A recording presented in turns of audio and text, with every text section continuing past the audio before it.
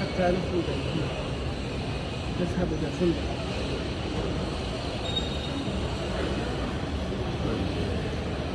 মানে আসলে মানুষ